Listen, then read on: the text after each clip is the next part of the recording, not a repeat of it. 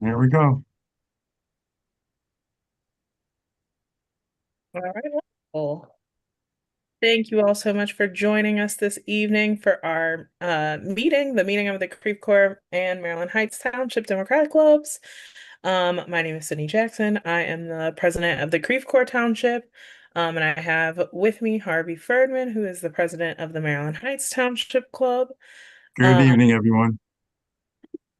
we'll go ahead and kick it off by starting with the Pledge of Allegiance.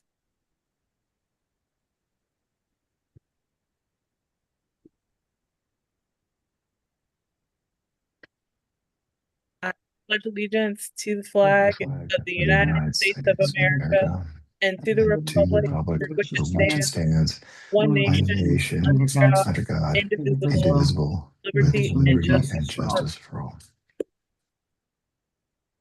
Wonderful. Thank you so much.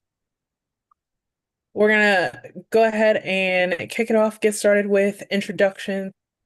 Elected officials. So any elected officials who are not on our program for this evening, if you'd like to unmute yourself and introduce yourself. Well, I'll go first. Hello, everyone. Ella Jones, the committee woman for the Ferguson Township.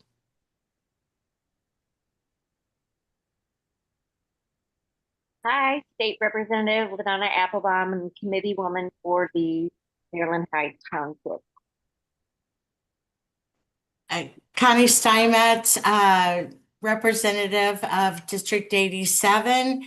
Early voting starts tomorrow, and be sure to vote no on 4 and 5. Drew Newman, Creve Coeur City Council, Ward 3.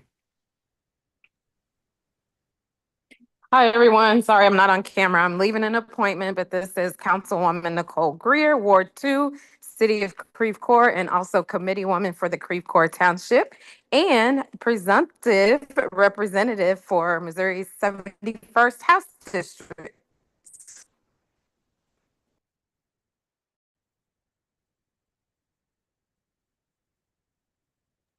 amazing. Any other elected officials? All right, seeing none, I'm gonna kick it over to our candidates. Any candidates that are not on our program for this evening, if you want to introduce yourself, say hi, tell us what you're running for.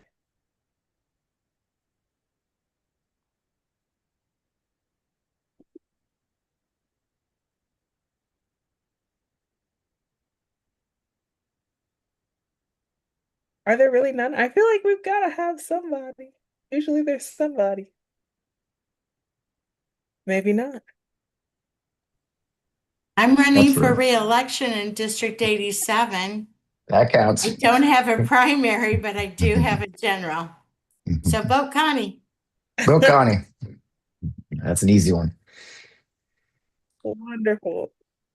Anyone else? All right. Seeing none, we'll go ahead and get started with our program for this evening. So I'm going to go ahead and kick it off to Fred Wellman, candidate for U.S. Congressional District 2. Well, thanks so much. That's so good to see you guys. So many friendly faces and familiar faces, and even better, so many new faces. I really appreciate the opportunity to talk to you guys. So many people here. We're just 2 weeks away tomorrow from the primary election. Tomorrow early voting starts. I was going to usually give my standard stump speech and tell you a little bit more about myself, and I will do that. But I do want to talk about, obviously, there's an elephant in the room. Many of you have probably received emails about me or seen stuff said in the newspapers and others. So let's just cut to the chase, talk that right away, because that is the elephant in the room. What are the truth and what are the facts? Because some things have been twisted, and it's difficult, as a person, even person running for office, to see your life treated that way. I've had a life of service, and I just want to talk about that. So yes, I think I've said it right in my kickoff ad. I have had 2 bankruptcies over my lifetime. I also owe taxes. Those are facts. I've talked openly about those at length. I know it's jarring if you see an oppo dump, as we call it in the business, when somebody emails you talking points or bullets that call me scurrilous things. And I certainly do understand it. But the thing is, I do understand your concerns. I would want to know the truth about somebody who's running for office, who's asking me to trust you to have the best interest of this district and the best interest of our government in hand. And if you're worried that I can't handle money, I can certainly understand that. So I want to tell you the truth, put it in context. I'll start with what the experiences that led to those things make me uniquely qualified to be the representative of this district and have you elect me in November and then represent you in Washington, D.C. You know, for those who don't know me, a little bit my bio. I grew up working class kind of kid, middle class kid, in here in Kirkwood. My dad's a World War II vet. My mom was a teacher's aide in St. Louis City. Um, I graduated from Kirkwood High School, went to West Point, graduated in 1987. I've served 22 years in the United States Army as an aviator. If you don't know, I did 4 combat tours. And of course, military life, military life makes you move a lot. I moved over a dozen and a half times in my military service, which means you don't put down roots, you don't buy a house, you don't earn equity. It's hard to build wealth when you're a military officer. I married my first wife, Jennifer, at the courthouse in Savannah, Georgia, after I was mobilized to go to Desert Shield. I came back during Desert Shield. I returned to Desert Storm. I actually lost 2 of my men on a mission that I was supposed to fly. They asked me not to fly the mission. I was the least experienced pilot to fly night vision goggles. They left that night, never came back. After coming home, just 3 years later, Jennifer was pregnant after trying to get pregnant for a year. She was 7.5 months pregnant when she was killed in a car accident while I was sitting in a training meeting. She was running some stupid errand for us. Those events were key to a lifetime of struggling with survivor's guilt and PTSD and years of therapy that I'm very proud to be in and have overcome. I don't tell you those things to get your sympathy or empathy or anything. I want you to explain the twists and turns of my life that led me to both doing great things, I think, and also great losses. So that first bankruptcy, 2001, I've remarried. I have 4 kids. I live in Peachtree City, Georgia. I'm a civilian Army reservist. I had gotten out of the Army briefly and joined the reserves. We got mobilized that day. I lost my civilian consulting job. My wife lost her Delta Airlines job as a flight attendant. And I got mobilized in the Army. They screwed my pay up, and we lost most of our pay for about 3 or 4 months. And like lots of people, we were living paycheck to paycheck even then. Luckily, our friends at Countrywide Home Loans, if you remember those guys being bad guys, actually kept me in my home and on 9/11 and after 9/11. And because they got mobilized in the Army, they gave me a Soldier Sailors Relief Act, which means I was able to live in my home even knowing I wasn't able to make the payments. That postponed a lot of pain for us. But once I got back in the Army, once I went back to Fort Campbell and I got deployed for Desert Storm, all those things came to an end. And my poor wife had to take our 4 children to Nashville, Tennessee to file a bankruptcy, even as I was on the march to Baghdad. I retired from the Army in 2010, founded a company called Scoutcoms, Social Benefit Corporation. I'm very proud of Scoutcoms. Scoutcoms was built to address a need in my community where we had at the time 6.5% unemployment. We had a suicide rate as high as 22 veterans a day. I saw so many companies and nonprofits trying to help our community and not able to connect in the right ways. I built the company as a benefit corporation with a social impact. It was an LLC, a pass-through LLC, and then eventually a C Corp or a S Corp. All of my responsibility was on me the way I built it. We won over a dozen awards. If you see behind me, we helped we estimate at one point over 100,000 veterans had been helped, over 150 clients over the 10-year decade of that company, a decade in business, which most companies don't make. 35% of companies are all that make it to 10 years. And then there was a pandemic. And during the pandemic, we lost all of our business. It was we had nonprofits for clients, and we lost most of that. I got divorced at the same time, having to do with that PTSD. All that came to a head, and at the way the business is structured, I had to carry all the loans that I had taken to expand the business. We got a PPP. $91,000 is all I got. It was less than $6,000 per a month per employee. It was used to pay the employees as per the law. It was paid to them. At the end of that 8 weeks, we didn't have enough time to have any more business. So I made the very difficult, very painful decision to close my firm that I was very proud of, that was making a huge difference to the veterans community. But I couldn't save it at that point. Even after running a COVID field hospital and getting paid, I couldn't save the company. Every single one of my employees got a new job. I made sure they all got a new job. Not one of my employees missed a paycheck because of the work I put in to take care of my good people. And then, of course, you may have heard I owe taxes. Yes, I do. Bankruptcies add up. You don't get forgiven in a bankruptcy for your taxes. We had a couple years, ironically, one of our best years. My accountant didn't save the taxes. When I got divorced from my wife, I took the taxes and the divorce as part of the agreement. I've been paying those back. At one point, I think they were as high as, I don't know, I think somebody said $300,000. I don't know if that's true or not. I've been paying them.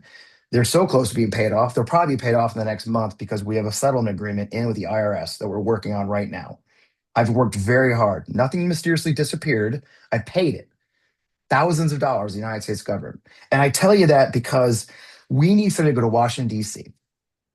that's going through what so many people in this district are going through right now. 67% of Americans are living paycheck to paycheck. Right now, 95% of Americans agree that we have an affordability crisis right now. And I live that. And look, I'm not proud of these experiences, but I'm not ashamed of them either. And to see my good name smeared by a fellow Democrat is reprehensible. You know, we should be fighting Ann Wagner. Ann has quadrupled her net worth while in office. She is now worth $26 million. And I think we should send somebody to Washington, D.C., who stood in the grocery line, pulled their debit card out, and looked at their grocery card and wonder if they're going to cover it. And that is my experience. And that's the experience of so many people I talked to in the districts. And as all this has been happening, as I go around the district, it's been amazing to me how many people have said to me, Fred, I get it. I've made mistakes. I've had hard times.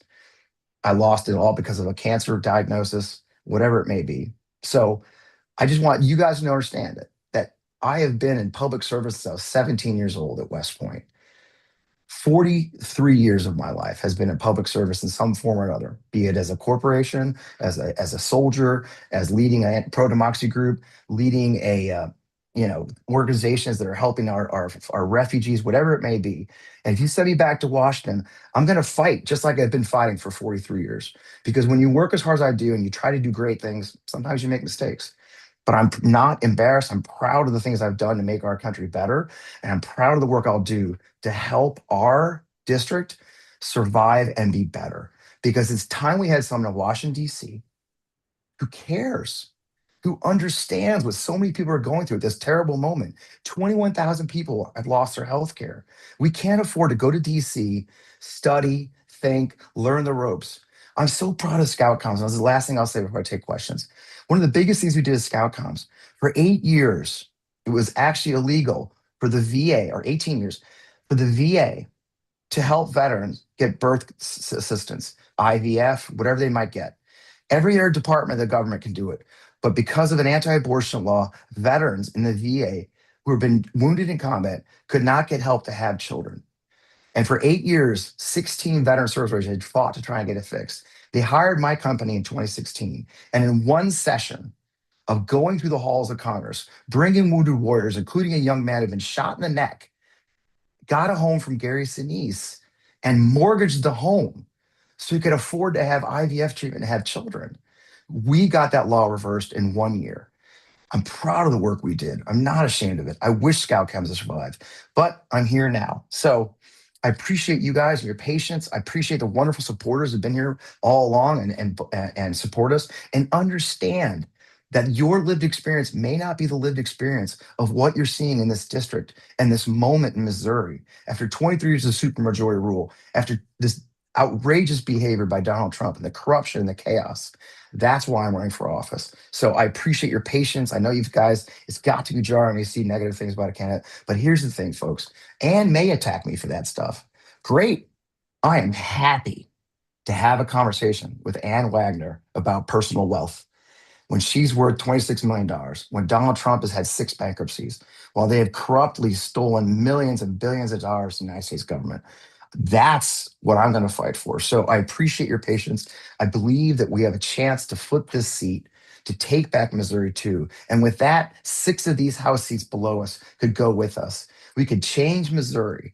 You got to have faith, and you got to put a fighter in the ring, a fighter who's been scuffed up a bit and isn't afraid to get dirty, to get what needs to be done for us. So I appreciate your time. I appreciate you guys understanding. I'm happy to take any questions you might have.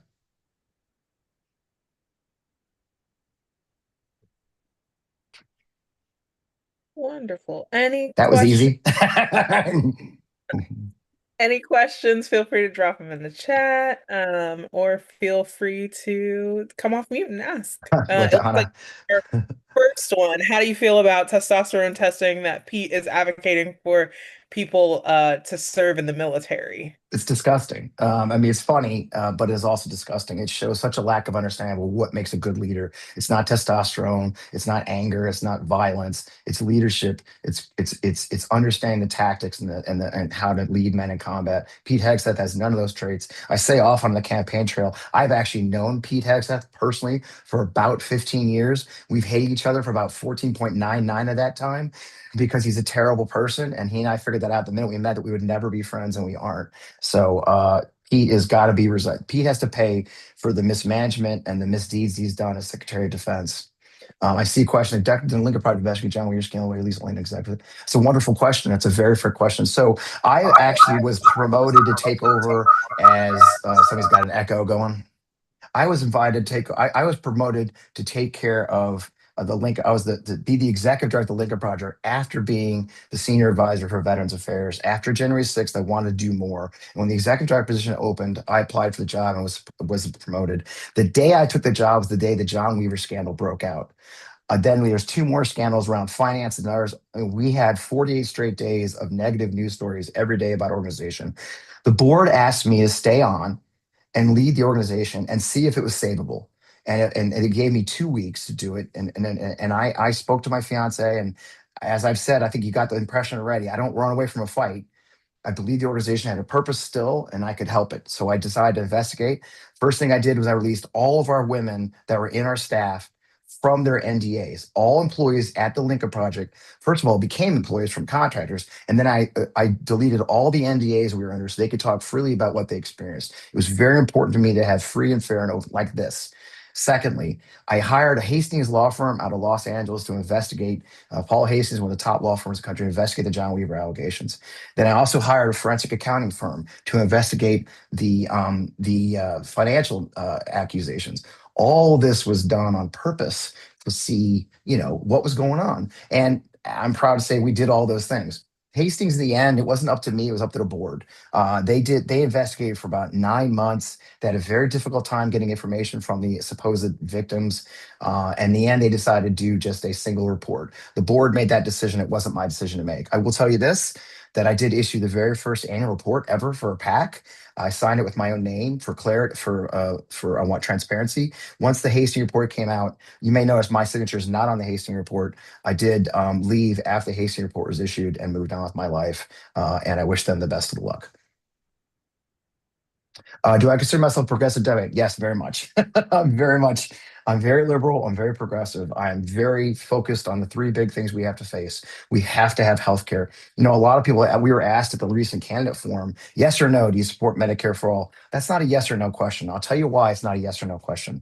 Ladies and gentlemen, we have over 20,000 of our fellow Missouri 2 residents who don't have healthcare today who had it a year ago. That's adding on to the other 15 or 20,000 already. Right now, as we speak, as we diddle that all around, people are dying because they don't have health care.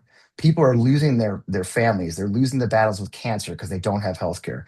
So while I love the ideas, I love the big universal health care, I do want a universal plan.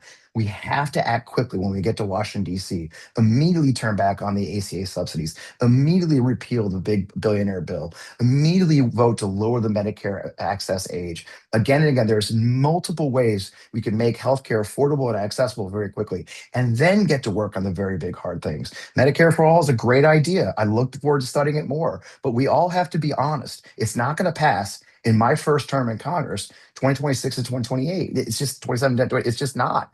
And so for me to promise you things, unicorns and sunbeams, and then go to Washington, D.C. and not deliver makes me disingenuous, and I won't do that. So I am very eager to get to D.C. and fight to get people health care they deserve and the support they deserve, but we have to do it quickly. The biggest failure we do often as Democrats is we overthink things. We study and study and study and study commissions and committees and reports. People desperately need right now in this country is help.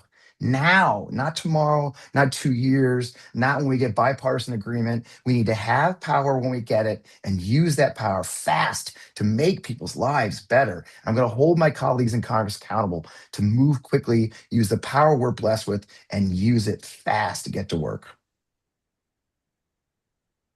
What Nancy, specific? Nancy, I wasn't the board chair. I am limited by what I can say because of contractual agreements. It was not up to me to release that report as the executive director. I did initiate the investigations. I did lead those investigations.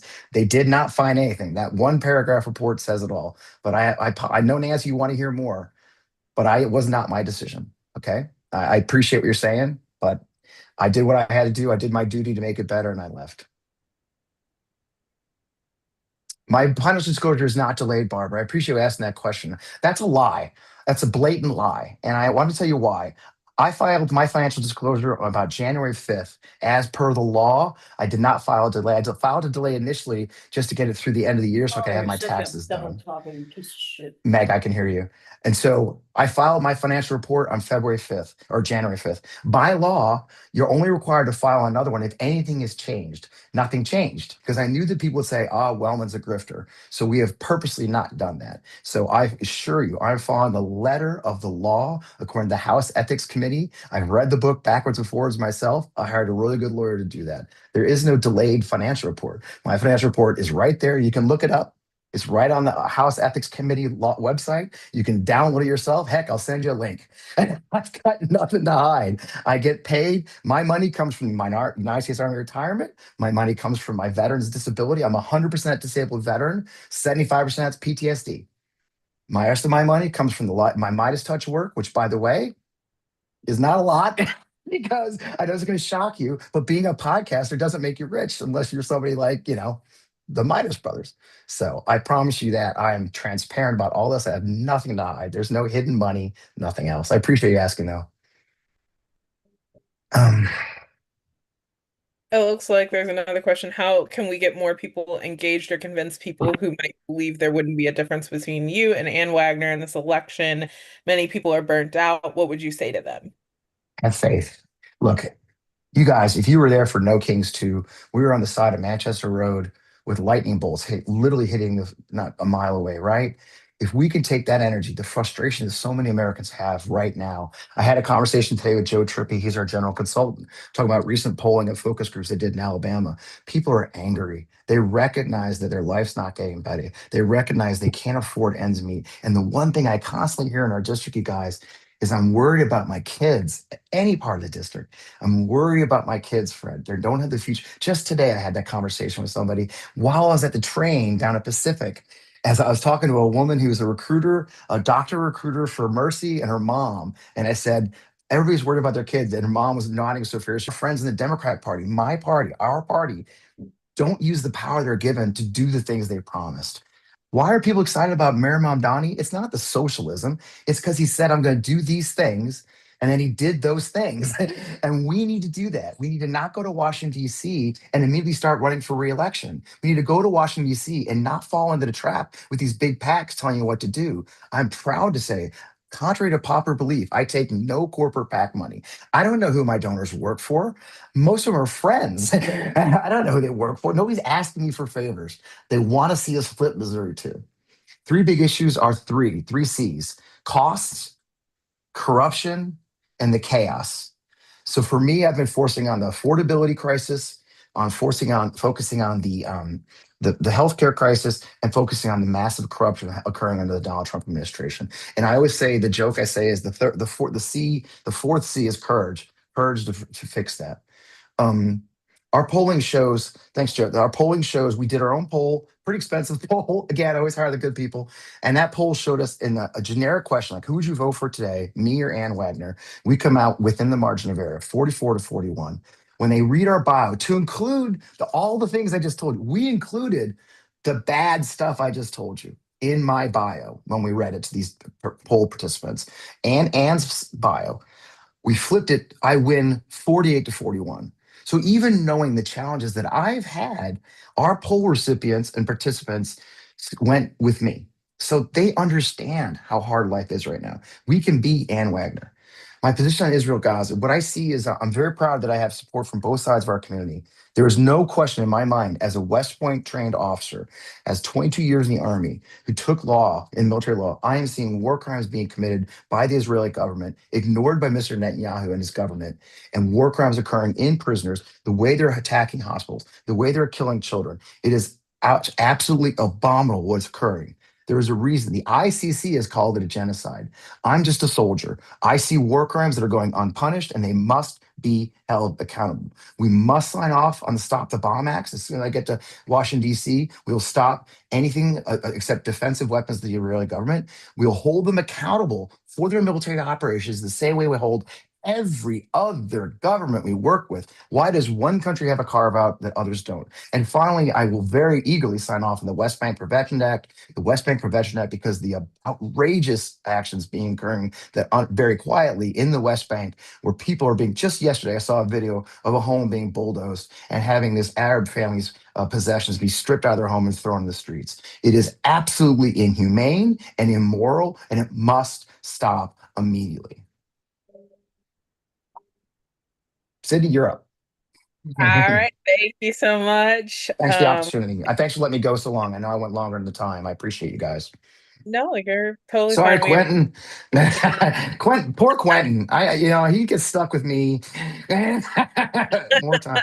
I just want to say thank you, guys. Thank you for the opportunity. I know there's a lot of questions. I'm happy, as you'll see, I'll answer them all. I'm happy to answer your questions. Please reach out to us. And of course, wellmanformo.com is the website. We would love you to volunteer. We've knocked over 1,200 doors already. We got a lot more to knock. Thanks. I appreciate your time. I'm privileged to be a part of this community, and I'd be honored to be your representative in Congress. Thank you so much. And if someone from staff or anything would like to drop contact information in the chat, please feel free to do so. Ellie can handle that. Thank you, guys.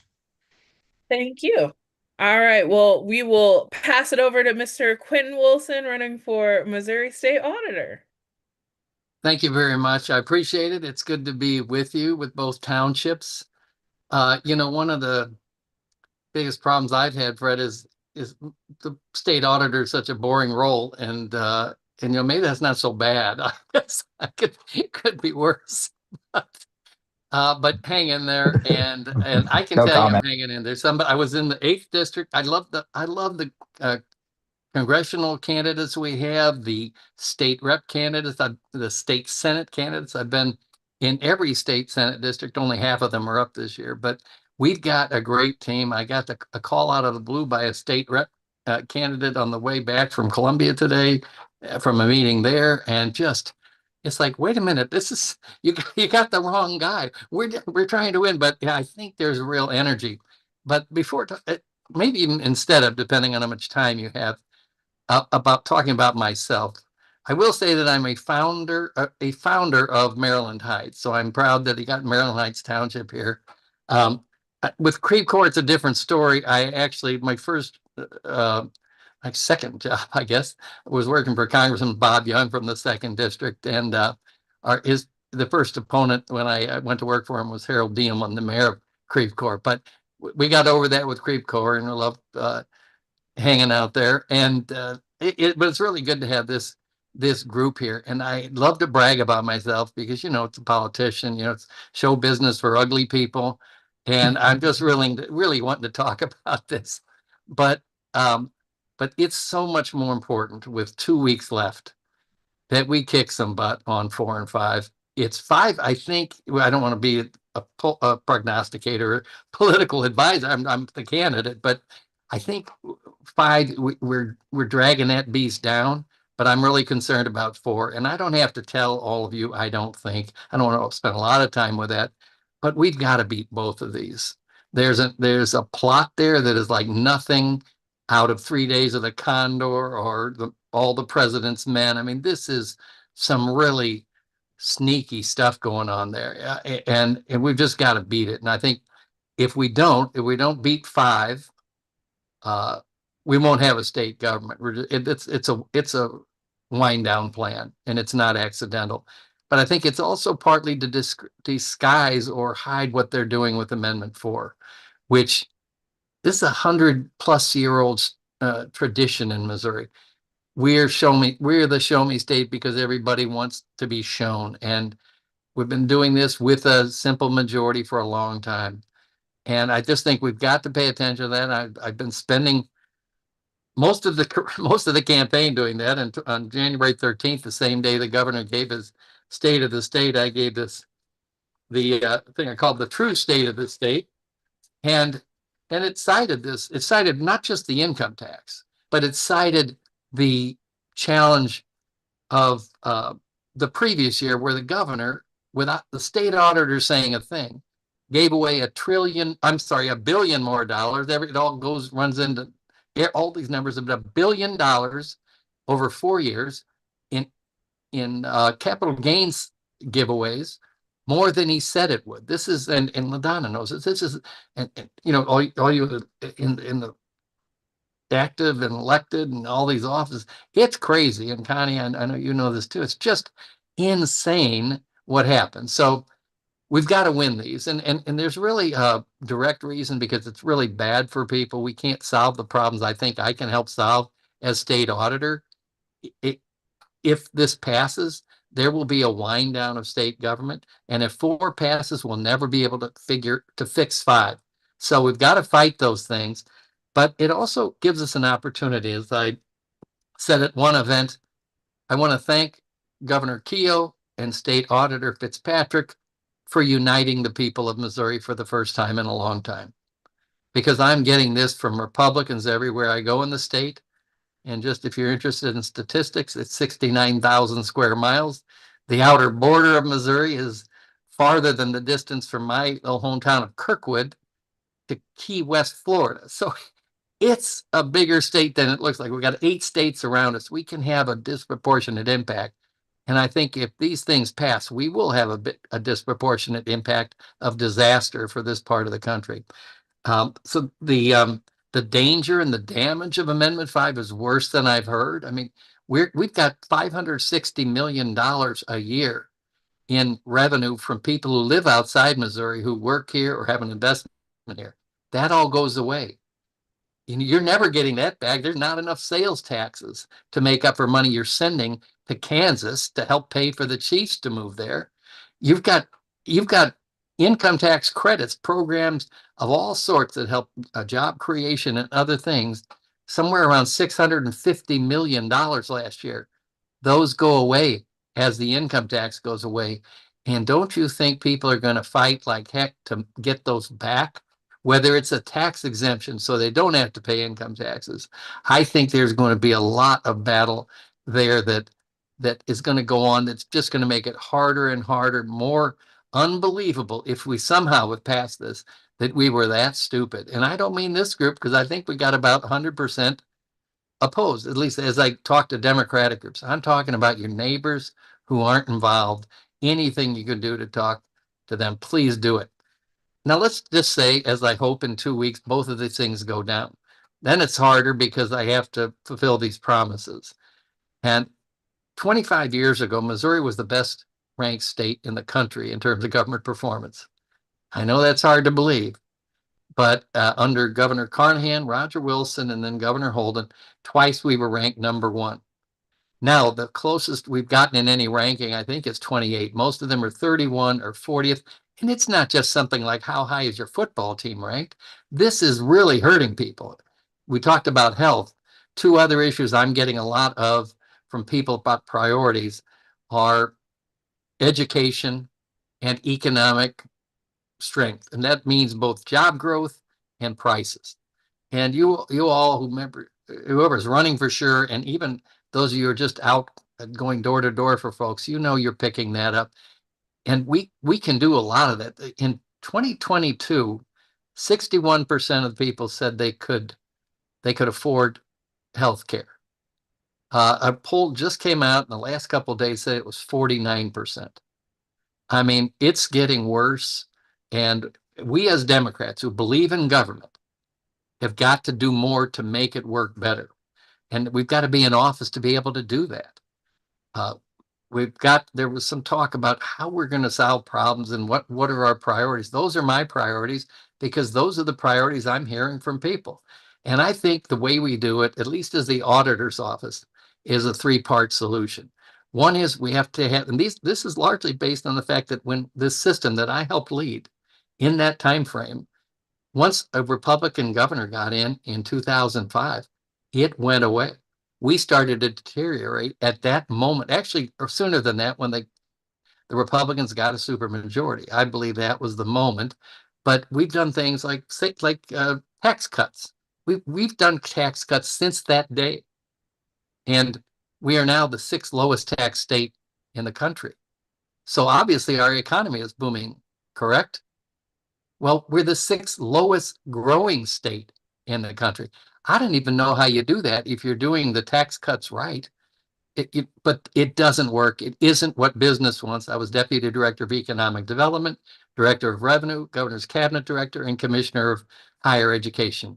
Every one of those offices that I was in did more for growing the economy of the state than these tax cuts has done. And we just have to be able to prove it and talk about it. I'm looking forward to the battle. I'm my hope for opponent. First, let me ask you all to vote for me. I would appreciate your support in the primary. But I really am looking to go at this guy. He's in the other room, not literally, but I would have let him out by now. But I'm listening to him on one of these Americans for Prosperity Koch brothers events, talking about what a great thing Amendment 5 is. Again, distracting. It is a horrible thing. Yes, we are opposed to it, but don't hide Amendment 4. It's just as bad. So I wish I could distract myself from the fact that right in front of me is a huge disaster. I want to get elected. I think I can help. I think I can accomplish a lot. And by doing just these few things, including listening to people. Secondly, is engaging people in communities. There are people across party lines who would work together to get these things done. The third thing, and I've been getting a lot of help on this from Dave Walker, former Comptroller General of the United States, was appointed by Reagan, reappointed by Bush, ran as a Republican for governor of Connecticut. Now he's an independent. He's got religion, at least getting religion, but he's helping a lot in terms of how we could do better as a state, because we've got a lot of damage to undo. It's not going to be overnight, but I think in the 4 years of that auditor's term, I can help save an average of $1 billion a year. And some of these are going to be cost cuts, but we can reallocate that money to things we need more. Like some reason we can't figure out how to pay for childcare. We can't figure out how to pay for health care. We've got to do everything better. These folks have not paid attention to that for 25 years. So even though a lot of it's hidden, I think there's a lot of low-hanging fruit that we can do to improve things, because we Democrats believe in government and we've got to prove it. We've got to do better at it. That's a more important issue and challenge than any other labeling we want to do to people. We've got to get results. We used to do it. People liked it when we did it, and I think people are looking for it again. I can deliver it. I'd appreciate a chance to do it. And I'd be glad to answer any questions about how, in case you're skeptical. You are from Missouri anyway, so yeah, I kind of expected them. It looks like the first question is, what do you think about Amendment 1? I like it. I actually think it ought to be part of the budget, but because it's an important core service. But I think I'm for Amendment 1 and 2 for that matter. I've talked to people in Jackson County. Democrats seem to support it. Nobody seems to think that's that controversial. I think it's another trick. You put two popular things on the ballot before the hairy stuff. And I'm not saying you don't pay attention, but it's like, oh, one, that's a good one. Two, that sounds pretty good. Put the brakes on before 4 and 5. And then what is the mechanism by which the auditor can save $1 billion? Well, thank you for asking that question. That's my favorite. And if I didn't think I could, I wouldn't have said that in the first place, but it's a good question. When we were working in state government, and a good example was under Governor Holden, I was cabinet director. Now that meant absolutely nothing in terms of power. Everything was persuasion and encouragement and recruitment. But we recruited, there were 4 interested departments that wanted to work with us: mental health, corrections, the highway department, and Department of Natural Resources. Let me start with the Department of Natural Resources, because every one of those both improved their process and saved a lot of money. And the Department of Natural Resources is a little bit my favorite because it drove me nuts that we Democrats couldn't fix permitting under Biden. That is a major reason we are on the outside looking in. Because we did the infrastructure, and infrastructure applies to health, economic growth, public safety, education. It really has a huge impact on a lot of other things. And President Biden led the charge and fought for that, and really was tough. But then we couldn't pass permitting, so you still are getting, Donald Trump presents this highway project because we couldn't do it. It matters to people that have us be competent. In the case of corrections, we did recidivism work, and this is one of the better examples about cost savings. Is we delayed, I thought we prevented it. I'm not sure what has happened since then, the building of a new prison, because when you do recidivism, which there is so much evidence about how that works, I mean, law enforcement or reducing crime does not come from adding more investment in badges and cars like the governor is doing in St. Louis. It comes from preventing. And so taking all the money away from the programs that help people not recur, not offend again, is a really good strategy. It's totally proven. It did not take rocket science to do it, which is probably why Musk was so bad at this. It just was logical work to do. And all these things saved over $200 million with 4 staff people. This is not a big effort. And the purpose wasn't even to save money. Unlike Doge, the purpose was to improve performance. When you do things high quality, you save money. And I'm pretty sure if we did it without trying with 4 people, 140 staff people in the auditor's office, where they're currently only producing at 70% of what they should be producing in audits, can do that with the same number of people or fewer. I also don't want to say it's not going to be easy, because I started broaching the topic of healthcare, and wow, did I get warned off, and that never really stopped me. So I'm still going to start with healthcare, because this system is crazy. I'm sorry. And we as people who believe in the public sector and what government can do to fill in and be a safety net, we've got to figure it out, because they're never even going to try.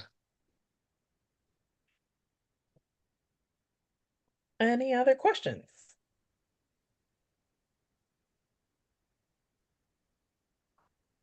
Okay, seeing none, thank you so much for coming to share with us about your campaign.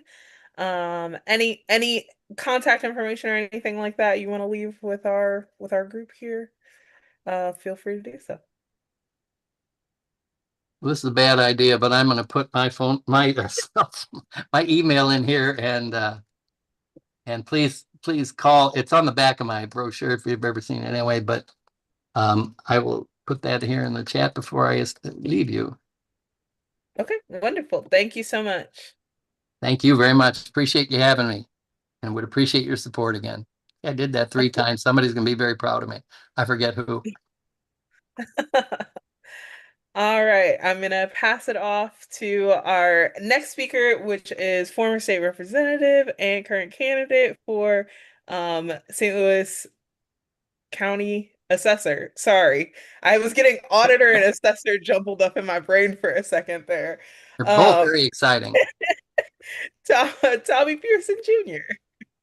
I get it. I get it. Well, first of all, good afternoon, and thank you for just this opportunity to just come on and talk a bit about our campaign.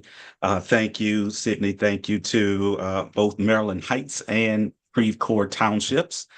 So it is much appreciated. I am Tommy Pearson Jr. running for St. Louis County Assessor. And the assessor's office, it's an important office in that it provides the inputs for which the tax levies go upon. And it's important. However, I think we're kind of over here saying, hey, don't forget about us. This is an important office, because it's a lot going on in this particular election cycle. So again, I appreciate just this opportunity to come on. My earliest recollections are from Hanley Hills and Creve Coeur. Spent some time in Creve Coeur in Old Farm Estates, actually. So I don't know if there's some folks on who know about that area. Parkway product. So, Creve Coeur is near and dear to my heart. Spent some time in U City and Clayton as a Washington University student. Went away and came back and settled in North St. Louis County, which is where myself and my family currently live. Just by way of family, husband recently celebrated 25 years of marriage and have 3 children who in May, all 3 of them graduated from something. So I had a high school graduate, community college graduate, and a university graduate. So it was a lot of caps and gowns. I was just making sure each one had the right color on.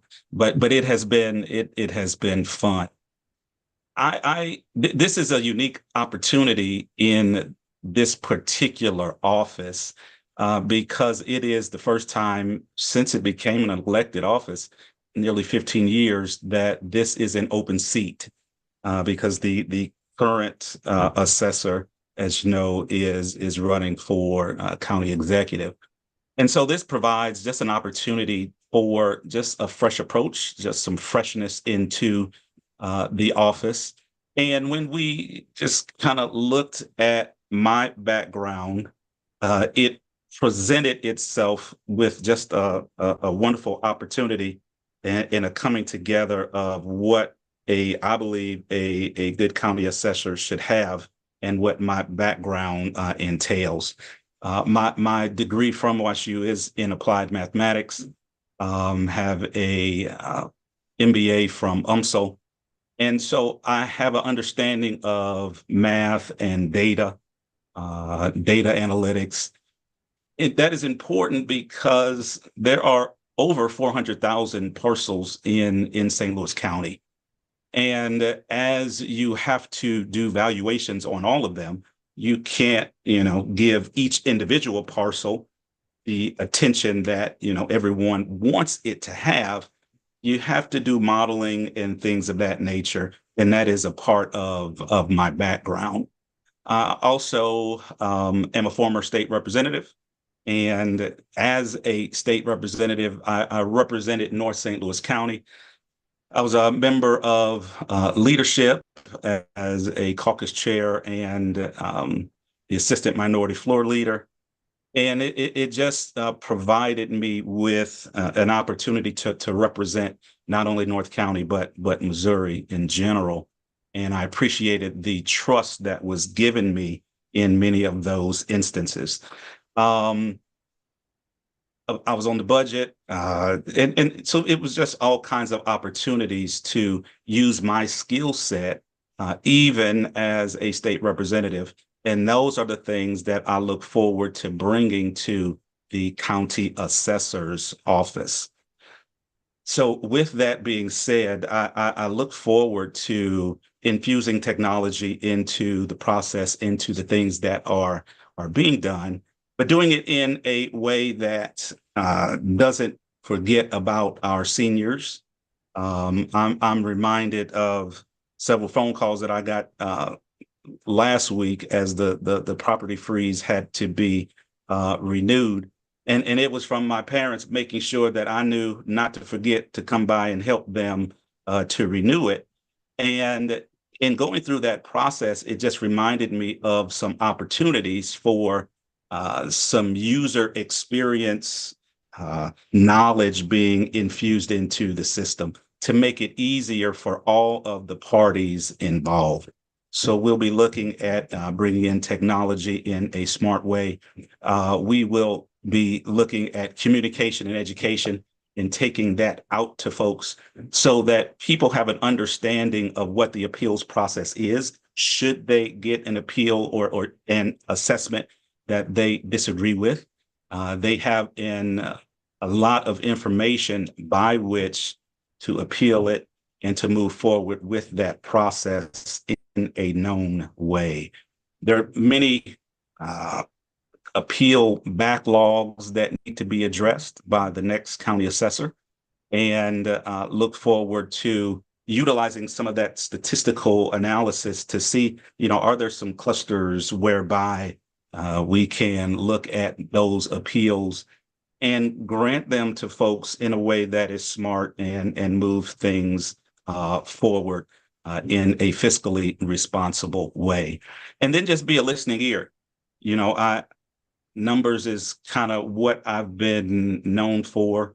But I'm also that people person who is very much interested and know that behind every assessment is a family, is a business, and to do and have a listening ear and treat people the way that they should be treated, and I would want them to treat me, is what I would bring to this county assessor's office. So I just look forward to your endorsement. I look forward to your voice and your vote as we move our campaign forward. And again, because of all of the, I hope folks don't get fatigued. I too am Amendment 4, Amendment 5, or no on those things. But I look forward to having an opportunity to serve St. Louis County well as your next St. Louis County assessor. So again, I appreciate this opportunity to present. I don't know if there are any questions, but if there are, I'd be certainly willing to oblige. Wonderful. Any questions? Feel free to drop them in the chat, come off mute. Besides upgrading the technology, what do you intend to do that the present auditor isn't, or not do that he is doing? Sorry. Got it. So, I think one of the things is there are a large number of appeals in the system, a very large number of appeals in the system. And one of the things that I want to be able to do is open up that line of communication whereby it does not have to necessarily go straight to legal, if you will, but to be able to open up lines of communication and have conversations, because in statistics, you'll get some things wrong.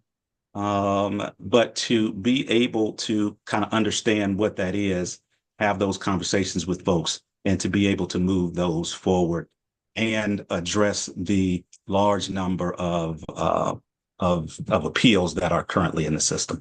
So that will certainly be one of the things that we'll be looking to do. And also, how does the auditors, you got me saying auditor, the assessor's office, and the Department of Revenue, and all of those, how they work together? Because very often people see those as kind of one entity. And so how do we work together in all of those various departments to provide a user experience that's seamless?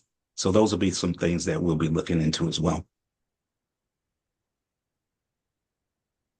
And then it looks like there's a question about, what about Amendment 3 in November?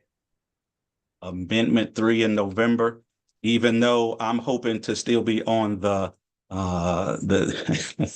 ballot in November, I want to say we'll get to that when we get to it. But, I am certainly in favor of having folks have a say in their bodies and how they move forward. So,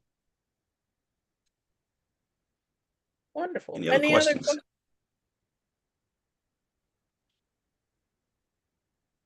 All right. Well, I appreciate it. Well, Appreciate the opportunity. And I'll put our information. It is pearsonjr.com, where you can go and get more information about our campaign, and look forward. If any questions arise, feel free to reach out. Wonderful. Thank you so much for coming to speak with us this evening. Thank you. Awesome. Any announcements for our club? Well, I just want to say thank you to our speakers tonight and thank you for running the meeting.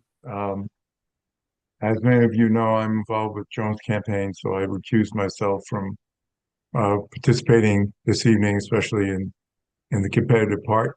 But thank you to everyone. I also want to just make sure everyone knows Amendment 1 is worth voting yes on. That protects our parks and conservation areas. So we want to continue. It's a very small 0.01 cent or something tax that's been on our tax bills for over 10 years, and it's just continuing at that same funding level to support our parks and conservation areas. So please vote yes on 1, and of course no on 4 and 5.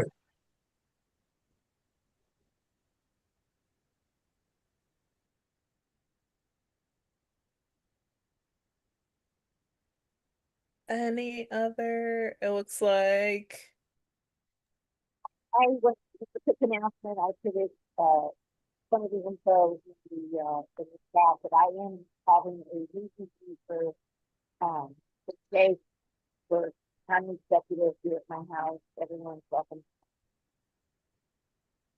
we can't hear you very well, but I think she was telling us that she put in the chat about a meet and greet for Jake Zimmerman on Thursday, July 30th from 6 to 8 p.m. Is that right?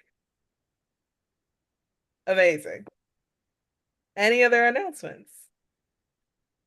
I think we've already mentioned it today, but early voting starts tomorrow. So if you are eager to get your ballot cast, you can feel free to do that tomorrow at any one of the 14 different polling places across St. Louis County. Or you can, wait until election day, or you can do it early, however you want to do it. But make sure you have a plan to get there by August the 4th. Any other announcements?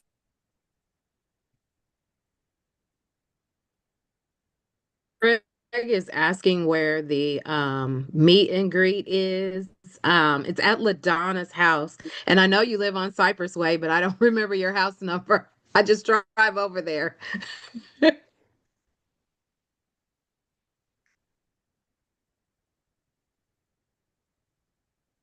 12739 Cypress Way Drive, Wonderful. behind Burger King. Any other announcements? Will we be hearing from any other candidates before the primary? Well, our next meeting is after the primary, because we meet on the third Monday. So no, this is our last meeting with primary candidates. After that, we'll have folks who are running in the general, I guess, come talk to us. It'll be great.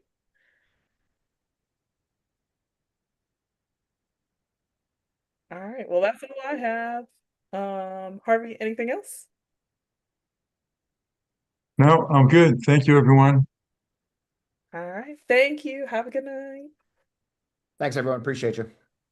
Thanks, everyone. Have a good night. Thanks, everybody. Have a good evening.